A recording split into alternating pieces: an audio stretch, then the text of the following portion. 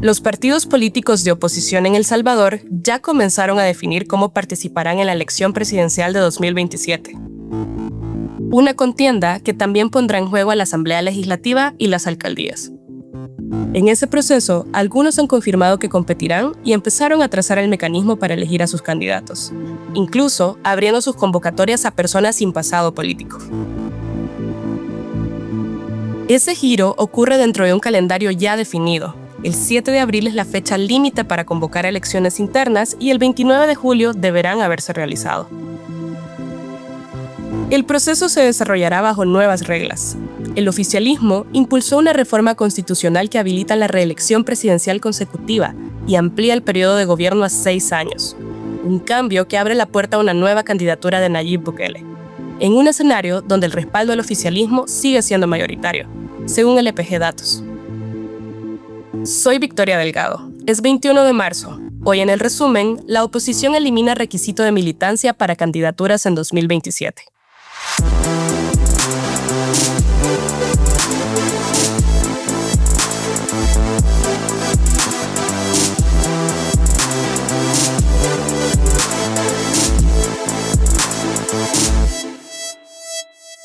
Soy Carlos Dada, director de El Faro. Hacer periodismo en Centroamérica es cada vez más difícil. Trabajamos bajo acosos, amenazas y detenciones arbitrarias por parte de regímenes que necesitan ocultar su corrupción, sus abusos de poder y sus pactos mafiosos. Informarte con El Faro es gratis. Hacer El Faro no. Demanda muchos recursos. Si nuestro trabajo te parece importante, ayúdanos a seguirlo haciendo. Uníte como suscriptor en nuestro programa de excavación ciudadana. Ingresa a apoya.elfaro.net. Gracias. La oposición entra al proceso sin un liderazgo claro que encabece la contienda. Hasta ahora, la única decisión firme es la de Vamos. No competirán en la elección presidencial, según confirmó su secretaria general Cecia Rivas en Pulso Ciudadano.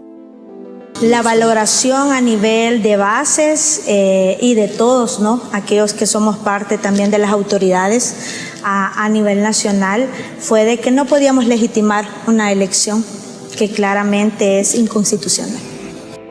Arena y el FMLN, los dos partidos políticos que durante décadas concentraron el poder político en El Salvador, se preparan para las elecciones de 2027 con un cambio en la forma en que buscan a sus candidatos. En el FMLN, su secretario general, Manuel Flores, insiste que no competir sería cobardía. El FMLN abrió candidaturas a personas sin afiliación. Quienes opten por esta vía no tendrán que pasar por los mismos filtros internos que los militantes, que sí deben competir y ganar en sus zonas para poder ser inscritos ante el Tribunal Supremo Electoral. En Arena, el giro también pasa por flexibilizar sus reglas internas. El partido eliminó requisitos que antes eran obligatorios, como 3 años de militancia o participación en procesos internos previos, para permitir que nuevos perfiles puedan aspirar a candidaturas. Así lo explicó Carlos Saade, el presidente de Arena, en una entrevista en TVX el 10 de febrero de 2026. Si ahora hay alguien interesado y que comparte los principios, los valores del partido, que quiere venir a servirle a los salvadoreños, puede optar a una candidatura. Hablamos con Acción Ciudadana, una organización salvadoreña de transparencia. Señalan que la apertura a candidaturas externas no necesariamente refleja una mayor apertura ideológica, sino la falta de condiciones para financiar campañas tras la eliminación del financiamiento público, un costo que probablemente recaerá en los propios candidatos. También advierten un temor generalizado a participar ante la posible persecución mediática por parte del gobierno de Bukele. El escenario en el que se mueven estos partidos también está marcado por la ventaja del oficialismo. Una encuesta de LPG Datos publicada en febrero muestra que el 73.5% de la población prefiere que continúe gobernando el mismo partido, frente a un 11.9% que optaría por otra opción. Un 8.7% dice que le es indiferente y un 6% que no sabe. Ante esta encuesta, Arena dijo que ha planteado que su apuesta pasa por convencer a la población de que, más allá de la seguridad, El Salvador necesita dar el siguiente paso: crecimiento económico, empleo y equilibrio institucional. Pese a los resultados, Manuel Flores del FMLN los calificó como una fotografía instantánea que no refleja un panorama completo. En 2024, la oposición salvadoreña llegó a las elecciones debilitada principalmente por el impago de la deuda política, es decir, los fondos públicos destinados a financiar las campañas. En ese contexto, la organización Observa El Salvador advirtió en su informe Análisis de los principales desafíos y riesgos de las elecciones 2024 que existía una clara desigualdad entre los partidos, especialmente en el acceso al financiamiento. Según el documento, tanto el Tribunal Supremo Electoral como el Ministerio de Hacienda no garantizaron la entrega oportuna de estos recursos, lo que dejó a los partidos sin el financiamiento mínimo necesario para competir en condiciones justas en la contienda presidencial, legislativa y municipal. A esto se sumaron cambios estructurales. En junio de 2023, la Asamblea Oficialista aprobó 2 reformas claves que influyeron directamente en los resultados electorales. La primera fue la reducción del número de diputados, que pasó de 84 a 60, bajo el argumento de disminuir los costos y combatir prácticas como la corrupción y el nepotismo. La segunda reforma modificó la fórmula de asignación de escaños. El país dejó atrás el sistema de cocientes y residuos, que favorecía una mayor representación de partidos minoritarios, y adoptó la fórmula de Hunt, que tiende a beneficiar a las fuerzas políticas más grandes. De hecho, varios diputados de oposición, como Claudio Ortiz, de Vamos, y 11 legisladores de Arena, habían logrado sus escaños bajo el sistema anterior. Esos cambios fueron señalados como un intento de debilitar a la oposición. Bajo la normativa vigente en ese momento, un partido que no alcanzara al menos 50,000 votos y no obtuviera ningún escaño, perdía su personería jurídica. Pero las reformas no se detuvieron ahí. En abril de 2024, antes de finalizar su legislatura, la Asamblea modificó el mecanismo para reformar la Constitución. Y en enero de 2025, en apenas 37 minutos, los diputados ratificaron ese cambio, permitiendo que las reformas constitucionales se aprueben dentro de una misma legislatura. Aunque el gobierno presentó esta reforma como una medida enfocada en eliminar la deuda política, los cambios fueron más amplios. En febrero de 2025 se eliminó ese financiamiento público, pero también se aprobaron otras modificaciones. Se amplió el periodo presidencial de 5 a 6 años y se eliminó la segunda vuelta electoral, lo que significa que ahora gana quien obtenga más votos, sin necesidad de alcanzar la mayoría absoluta. Además, se redefinieron los calendarios electorales. Las elecciones de alcaldes y diputados pasarán a coincidir con las presidenciales, convirtiéndose en elecciones generales. Esto abre la puerta a que los candidatos legislativos y municipales hagan campaña bajo la figura presidencial, como ya ocurrió en 2021 y 2024. Así, aunque en 2024 ya existían tensiones y desigualdades, el panorama hacia 2027 plantea desafíos aún mayores para la competencia política. Sobre esto, conversamos con Ramiro Navas, exmiembro del partido Nuestro Tiempo, que recientemente perdió su personería jurídica. A diferencia de la elección de 2024, cuando todavía era posible al menos sentar las bases para una plataforma más amplia, para incorporar actores diferentes, actores democráticos. Hoy el panorama está mucho más cerrado. El gobierno salvadoreño ha avanzado drásticamente en su agenda autocrática. Hay una cooptación absoluta prácticamente del Estado. Ya era la condición difícil para el 24, pero para esa elección del 27 es muy mínimamente probable que la oposición logre un resultado que formalmente pueda cambiar la correlación de poder en El Salvador.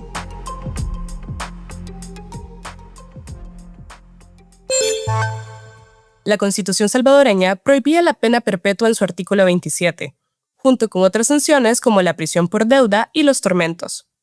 Ese límite fue eliminado con una reforma que ahora permite a los jueces imponer cadena perpetua en delitos como homicidio, violación y terrorismo. La iniciativa fue presentada por el ministro de Seguridad, Gustavo Villatoro, como una medida necesaria para endurecer el sistema penal. Pero en su intervención también dedicó parte de su discurso a cuestionar a organismos internacionales, luego de que el Grupo Internacional de Expertos Independientes presentara ante la ONU un informe en el que concluye que, Bajo el régimen de excepción, el gobierno ha cometido crímenes de lesa humanidad. Sus argumentos ya no tienen ningún sentido de valor en nuestra sociedad. Y si a las organizaciones de criminales violentos que ustedes representan no les cedemos ni 1 milímetro de territorio, tampoco a ustedes les vamos a ceder ni 1 milímetro de soberanía. No es por no ser democráticos que nos atacan. Nos atacan porque el resultado de la democracia es el que no les gusta.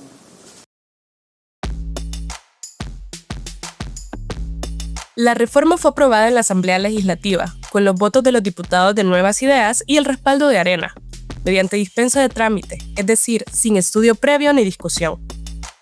La cadena perpetua también será aplicada a menores de edad, aunque con posibilidad de revisión después de 25 años. También incluye la creación de un nuevo delito, el de pertenencia a grupos terroristas conocidos como pandillas.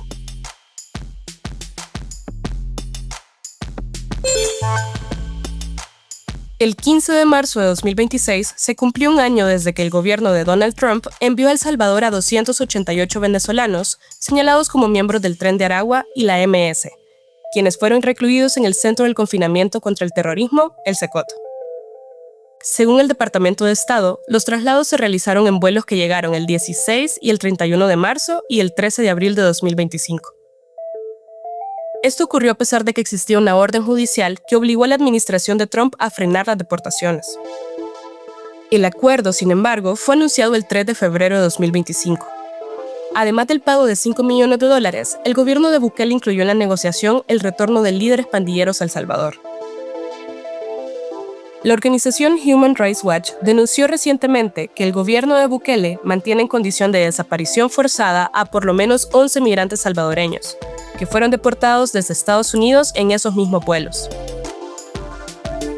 No existe información clara sobre las causas de las detenciones. Muchos son juzgados en audiencias colectivas y sus abogados pierden contacto con ellos. El informe documenta los casos de Brando Cigarán, William Martínez, Osmin Santos, Elmer Escobar González e Irving Quintanilla. Sus familias ya han presentado denuncias ante la Comisión Interamericana de Derechos Humanos, que ha solicitado al Estado salvadoreño información sobre su paradero, su situación legal y las condiciones de salud en las que se encuentran. En septiembre de 2025 hablamos con algunos familiares de los detenidos en el CECOT. Ella es Carla, la madrastra de Brandon Cigarán. Y ya los 2 días después salió una noticia de 404, creo que se llama la página. Y no, le miento, una muchacha en TikTok me escribió y me dijo de que habían hackeado la lista de los deportados y que entre la lista estaba mi hijo. Entonces ya ella me mandó una captura de esa página y luego ya los 2 días salió la noticia esa de 404 y ya aparecía el nombre de mi hijo ahí en la lista de que estaba en CECOT. Entonces ahora la pregunta es, o sea, ¿por qué está ahí? ¿Por qué no le han dado un número de reo? ¿Por qué no dejan que hable? ¿O por qué no dejan que uno sepa en realidad qué es lo que está pasando con ellos? Para saber más, escucha a los migrantes salvadoreños desaparecidos en el CECOT en El Faro Audio.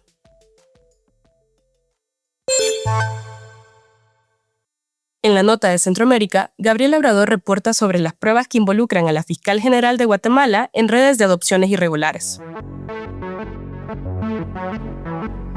Hace 8 años, la abogada Consuelo Porras fue nombrada fiscal general de Guatemala.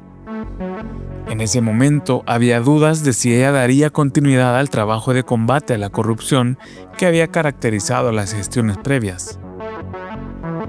Las dudas se cimentaban en objeciones que organizaciones de la sociedad civil presentaron durante el proceso de selección del cargo de fiscal general. Señalaban a Porras de haber propiciado adopciones irregulares internacionales, casos de niños guatemaltecos que habían sido adoptados con documentos fraudulentos en el extranjero. Era 2018 y aquellas objeciones no pasaron a más, y Consuelo Porras fue nombrada como fiscal. Al cabo de un año, aparecieron las primeras alarmas sobre su trabajo. Poco a poco desmanteló unidades de investigación y minó esfuerzos para combatir la corrupción. Hoy Está sancionada por la Unión Europea, Estados Unidos y Canadá por actos de corrupción y por socavar la democracia. El 16 de febrero, Consuelo Porras se postuló para reelegirse como fiscal general para un tercer periodo. Ese mismo día, las objeciones de 2018 por las adopciones irregulares reaparecieron. Un grupo de expertos de Naciones Unidas publicó un comunicado en el que alertaban sobre el papel de Porras y otras personas en la adopción irregular de 80 niños entre 1968 y 1996. Pidieron una investigación. Entrevistada en ese momento por la radio Con Criterio de Guatemala, Gabriela Citroni, presidenta del Comité de Expertos de Naciones Unidas, dijo: Cuando se reciben esos informes, y la verdad les estoy hablando de hace tiempo, lo que hacemos y lo que nos exigen los métodos de trabajo de Naciones Unidas es empezar unas averiguaciones. No somos un tribunal, no hacemos una investigación, sin embargo no nos vamos a aventar antes de estar seguros de lo que recibimos, y cuando consideremos, y esto requiere su tiempo, que la información que recibimos es creíble, fehaciente, lo que sacamos es justamente una carta de alegaciones que se dirige al gobierno. La Procuraduría General de la Nación, controlada por el gobierno de Bernardo Arévalo, denunció y pidió una investigación de esos casos de adopción irregular. En febrero pasado, Porras emitió un comunicado diciendo que todo era falso y que tenía una intención de torpedear su candidatura a la reelección como fiscal. Pero esta semana, una nota de El Faro, a cargo de Román Gressier, reveló que Porras participó en la adopción irregular de 9 niños entre enero y agosto de 1982.